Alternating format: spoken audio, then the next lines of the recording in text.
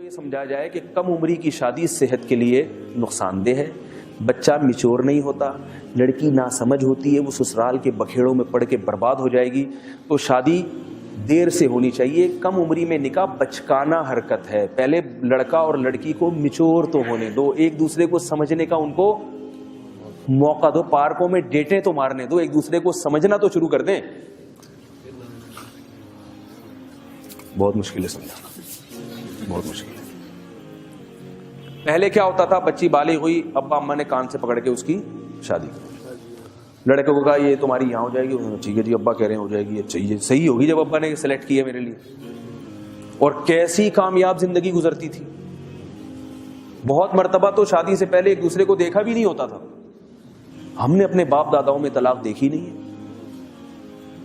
ساری زندگی ہنسی خوشی محبت سے گزار دیتے تھے۔ اب ایک دوسرے کو سمجھنے میں 4 سال لگاتے ہیں، ڈیٹے مار رہے ہیں، موبائل پہ گپیں ہو رہی ہیں، 4 سال سمجھتے پھر استخارے بھی نکلوا رہے ہیں۔ استخاروں کے نام پہ جو ڈرامے بازی ہو رہی ہے وہ ایک الگ ٹاپک ہے، یہ وہ والا استخارہ نہیں ہے جو شریعت نے کہا ہے۔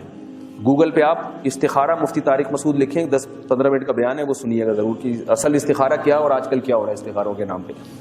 تو 4 سال تک ایک دوسرے کو سمجھنے کا موقع ملا، پھر بہت اچھی طرح 25-30 خواتین کو سمجھتے سمجھتے ایک پہ دل آیا کہ یہ بالکل میرے حساب سے ہے، اور ابھی رخصتی ہوئی اور اگلے دن سے پھڈے اور جھگڑے شروع، اور 1-8 سال کے بعد طلاق ہوئی۔ اس لیے کہ جو ہمیں جس نے یہ چیزیں سکھائی ہیں نا، اس کا مقصد یہ نہیں تھا کہ ایک دوسرے کے سمجھنے کے بعد کامیاب شادیاں ہوں گی، اس کو پتا ہے کہ جب چسکا لگ جائے گا نا گرل فرینڈ بنانے کا، ڈیٹے مارنے کا، تو بیوی کی ٹینشن پالنے کے لیے نہ مرد تیار ہوگا اور نہ عورت کو شوہر کے روپ میں بندہ چاہیے، اسے وہی پرانا والا بوائے فرینڈ چاہیے۔ نہیں آ رہی بات؟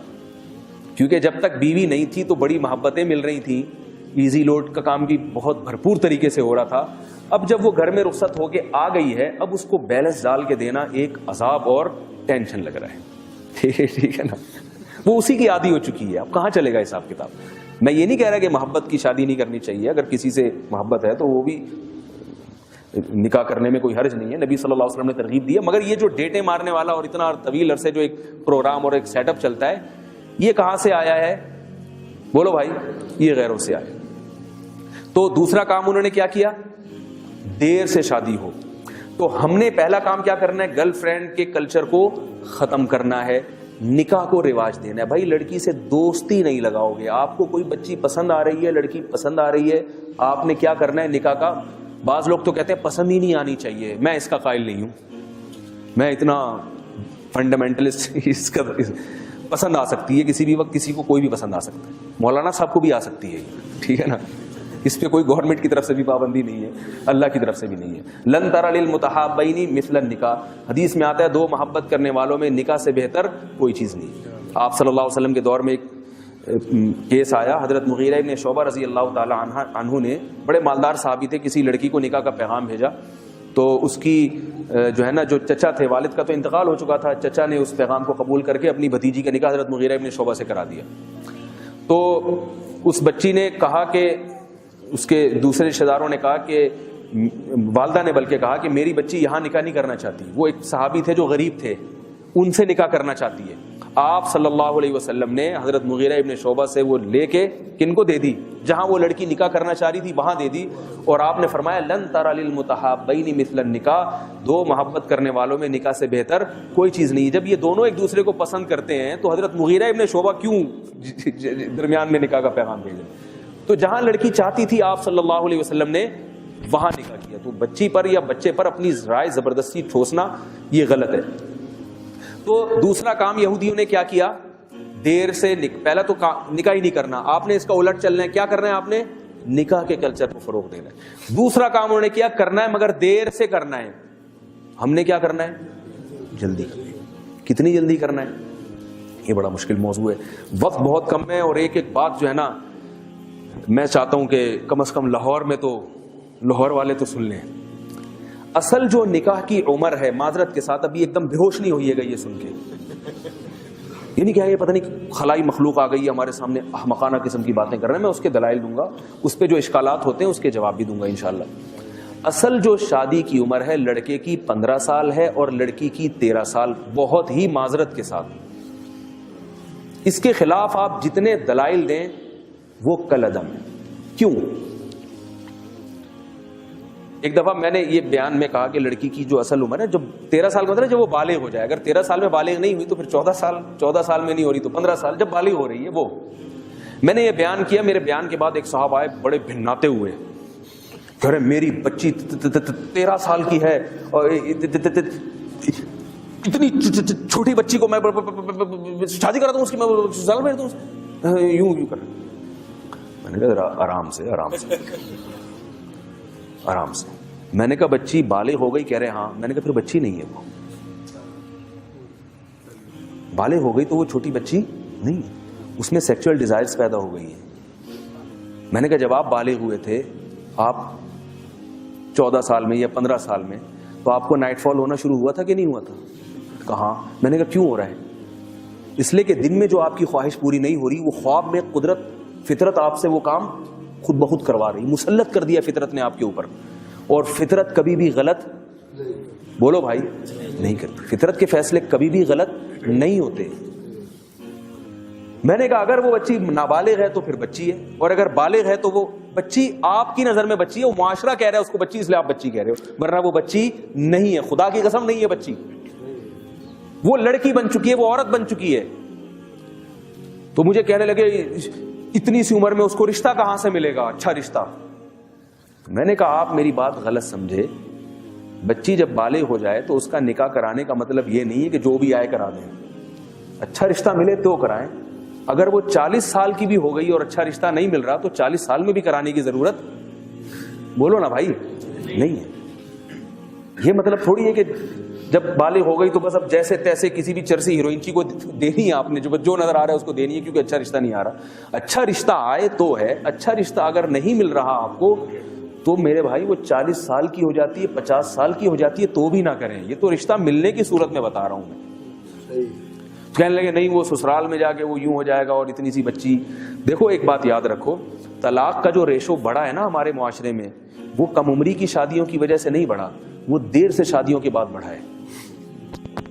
بچی اتنا کچھ سیکھ لیتی ہے, اتنا میچور ہو جاتی ہے کہ وہ اپنے آپ کو سسرال کے حساب سے ڈھالتی نہیں ہے.